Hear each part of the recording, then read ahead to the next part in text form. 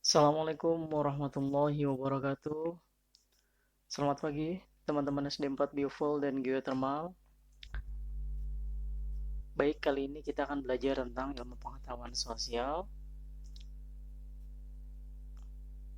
Sebelum pagi mulai, silakan teman-teman disiapkan alat tulisnya. Nanti akan ada yang dicatat poin-poin pentingnya. Baik, sebelum kita mulai, hayya nabtadi bil basmalah.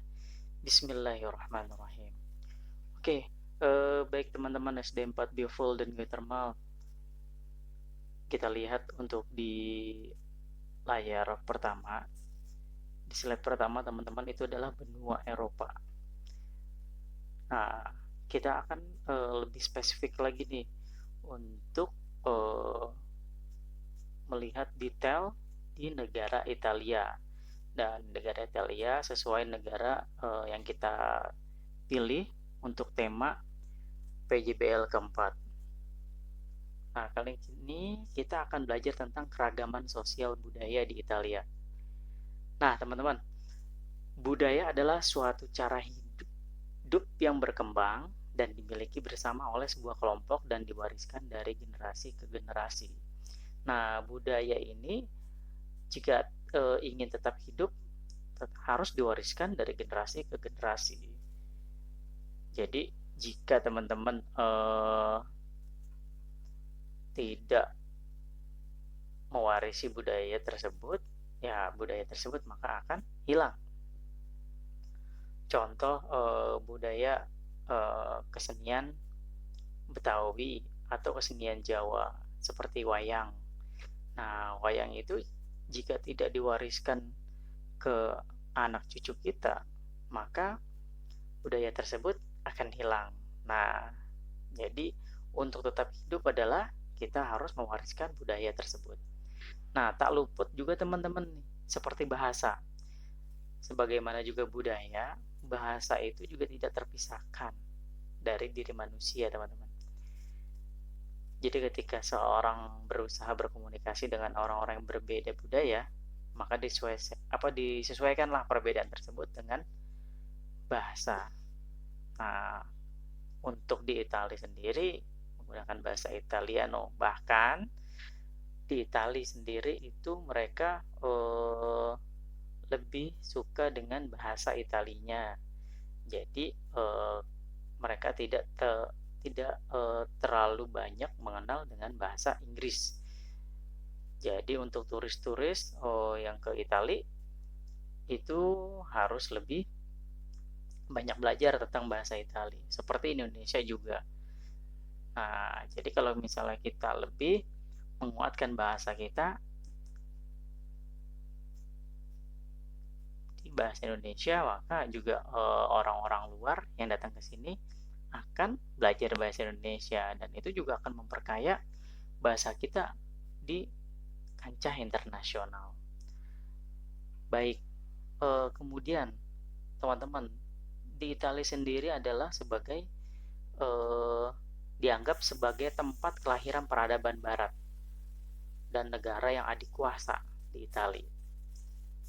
Kemudian dalam kebudayaan sendiri di Kekaisaran Romawi, Gereja Katolik Roma selama sejarahnya bangsa Italia melahirkan sejumlah orang terkenal. Banyak orang-orang yang terkenal lahir di Italia.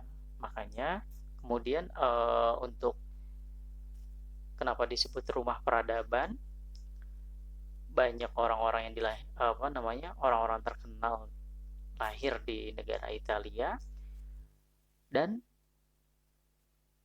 bangunan-bangunan arsitekturnya tuh yang sangat luar biasa, Masya Allah, seperti Colosseum. Ya itu lihat di slide-slide yang Pak Haji tampilkan. Nah, rumah peradaban ini sangat berpengaruh teman-teman untuk negara-negara lainnya, sehingga muncullah kekaisaran Romawi yang dapat menaklukkan dunia. Selama lebih dari 2000 tahun, Italia mengalami migrasi, invasi, dan dibagi menjadi banyak negara merdeka sampai tahun 1861. Nah, banyak peradaban-peradaban yang lahir dari Italia. Nah, sumber daya manusia yang ada di Italia juga sangat luar biasa, sehingga bisa membangun arsitektur seperti ini, bangunan-bangunan yang sangat megah, kemudian budaya yang sangat luar biasa. Nah, maka di negara Italia ini sangat eh, berpengaruh sekali untuk peradaban di Eropa. Kemudian kehidupan di Italia itu sangat berbeda antara Italia Utara dan Selatan. Teman-teman bisa lihat dari peta yang tadi Pak Haji sampaikan. Jadi wilayah utara itu cenderung memiliki ekonomi yang lebih baik karena menjadi tempat bertumbuhnya industri, teman-teman. Sedangkan wilayah yang di selatan agak relatif lebih sulit secara ekonomi karena tidak ada industri di sana.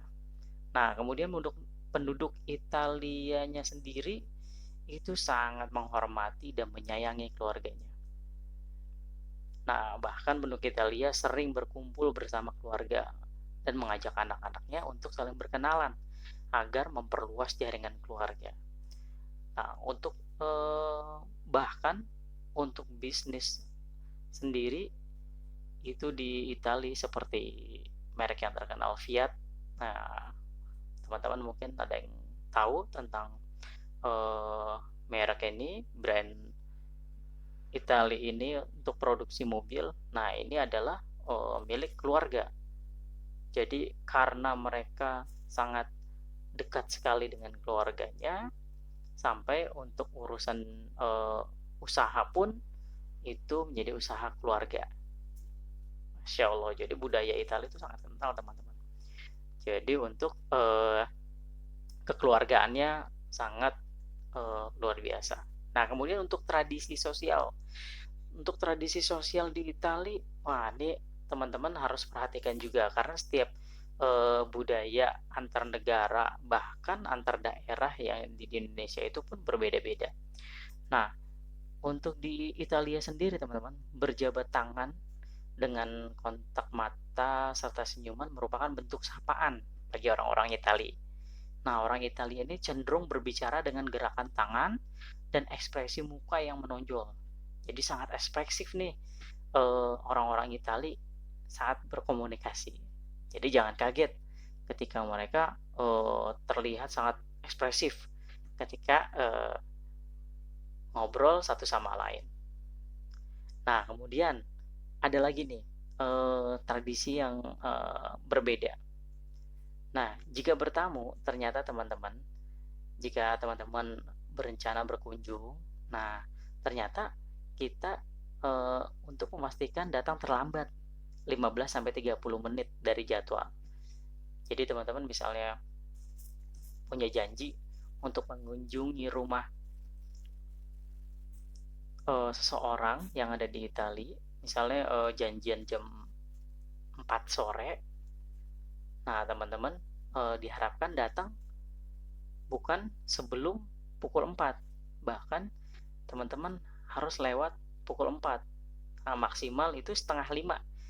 Jadi kurang lebih harus telat 15-30 menit. Nah, itu untuk apa? Untuk memberikan waktu bagi tuan rumah mempersiapkan makanan atau acara di rumahnya. Jadi seperti itu. Kenapa kita kalau di Italia saat bertamu ke rumah seorang itu harus dianjurkan untuk telat. Nah, biasanya kalau kita ketika sudah berjanji datangnya lebih tepat, lebih awal. Jadi janjian jam 4 sore kita bisa datang itu bahkan setengah 4 kita udah datang. Nah, budayanya berbeda kan ya. Gitu teman-teman. Jadi di negara Italia dan di kita juga itu berbeda. untuk bertamunya. Masya Allah. Nah, kenapa sih ada bentuk keragaman sosial budaya seperti ini? Nah, jadi teman-teman, untuk keragaman sosial budaya ini ternyata berdampak positif buat negara Italia. Di negara kita juga pun sama. Nah, dampak positif keragaman sosial budaya ini adalah satu, menjadi identitas bangsa dan negara di mata dunia. Dua, memperkaya kebudayaan nasional.